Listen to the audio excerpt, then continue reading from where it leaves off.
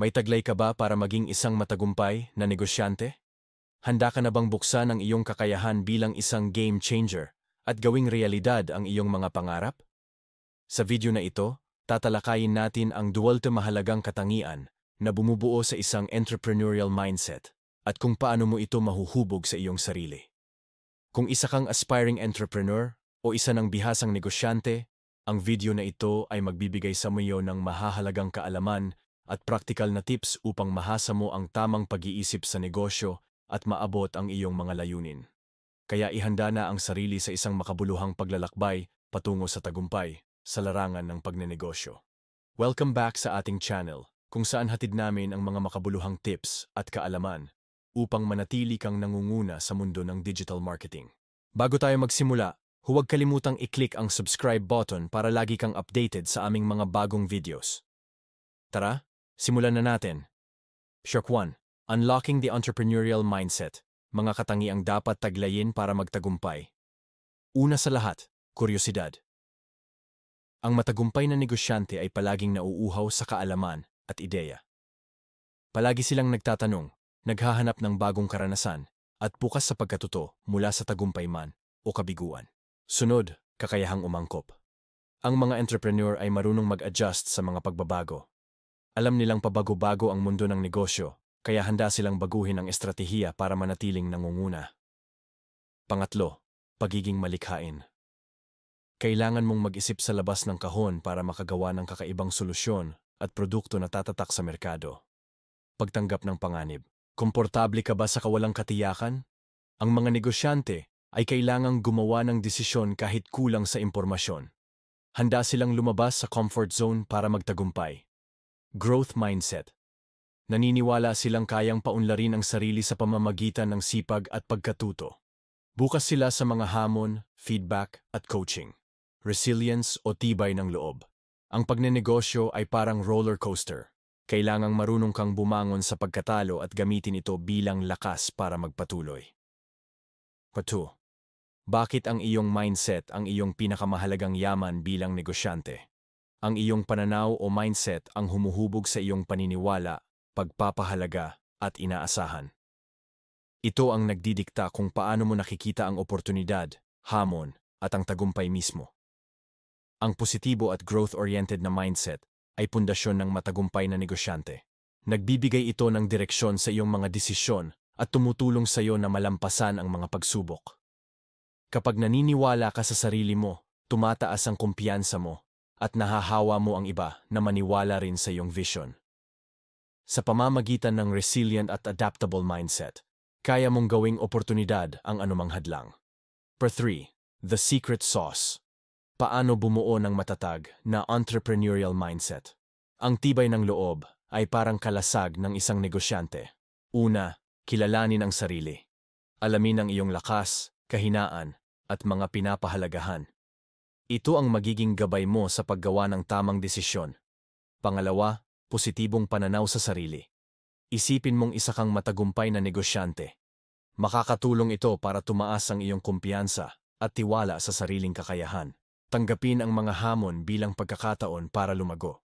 Gawing aral ang pagkakamali at ipagdiwang ang maliliit na tagumpay. Ganito nabubuo ang growth mindset. 4. Baguhin ang pananaw. Mga mahalagang mindset shifts. Para sa negosyante, challengein mo ang mga negatibong paniniwala. Palitan mo ang hindi ko kaya ng kaya kong magtagumpay. Magpasalamat araw-araw. Mag-focus sa mga positibong bagay sa buhay at negosyo. Yakapin ang discomfort. Ang paglago ay nasa labas ng comfort zone. At huwag kalimutan, mag-focus sa solusyon, hindi sa problema. 5. From setbacks to success. Paano maging master ng entrepreneurial mindset? Ang kabiguan ay parte ng paglalakbay. Pero nasa mindset mo kung paano ka babangon. Tanggapin mong normal lang ang setbacks. Magsimula sa kung anong kaya mong kontrolin at magplano. Humingi ng suporta mula sa mga kaibigan, pamilya, o mentor. At higit sa lahat, ipagdiwang ang mga tagumpay, malaki man o maliit. 6. Buksan ang iyong entrepreneurial spirit. Baguhin ang iyong mindset ngayon. Panahon na para gisingin ang negosyanteng nasa loob mo. Magsimula sa malinaw na mga layunin, pagsubok sa mga kalkuladong panganib, at pagkatuto mula sa karanasan. Habang hinuhubog mo ang iyong mindset, mas lalakas ang iyong loob at mas lalapit ka sa iyong mga pangarap. Jocus 7. The One Mindset Shift. Every aspiring entrepreneur must make ang pinakaimportanteng mindset shift. Growth mindset. Harapin ang hamon bilang oportunidad, matuto mula sa pagkakamali, at magpatuloy kahit nahihirapan. Sugar 8. Mastering Resilience. Tatlong mindset ng matatag na negosyante. Una, gawing oportunidad ang hamon. Pangalawa, laging mag-isip ng solusyon. Pangatlo, tandaan, ang setbacks ay panandalian lamang. Now 9. Mula dreamer hanggang doer. Paano hubugin ang entrepreneurial mindset gawin ang pangarap? Magtakda ng malinaw at konkreto na mga layunin.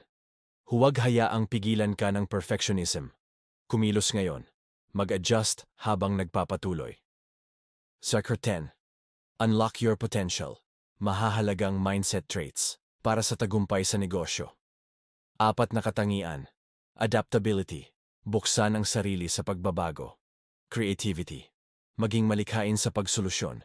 Collaboration, makipagtulungan, continuous learning. Patuloy na matuto, Shrazio 11. Mastering the entrepreneurial mindset, mga prinsipyo ng tagumpay.